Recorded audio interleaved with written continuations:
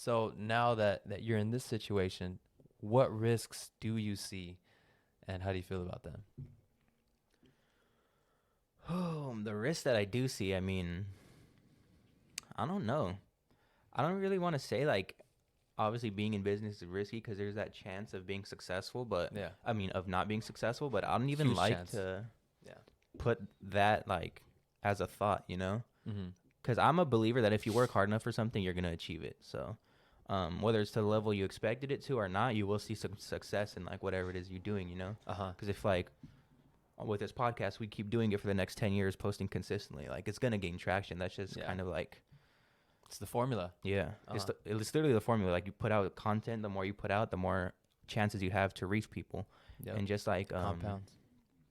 and also like within the stock market, it's all like knowledge based. You know, like if you have the knowledge and you can make really good predictions, then you could make it. And it's not like you're selling a product that people might not like. Like literally Yeah. everything's up to you. And I don't know, I just might have a big ego, but I've always been like super confident in myself and my abilities, no matter Yeah. what it was.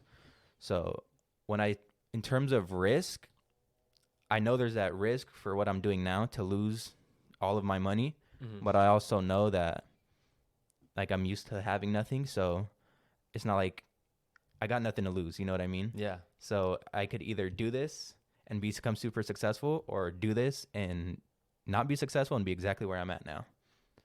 So I guess the only risk is being stagnant.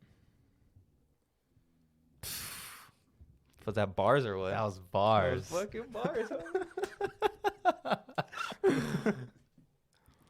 And so, how would you feel years from now and you're stagnant? Why is that a risk for you? What about that is a risk for you? And how do you feel about like that?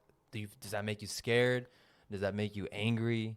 Does that motivate It you? motivates me. Yeah. Like it would motivate me to go harder. And the reason I say being stagnant is a risk is because ever since I heard this quote from Ryan Serhant, what did it die on us? No. I'm just making sure it's not blinking. Just keep going.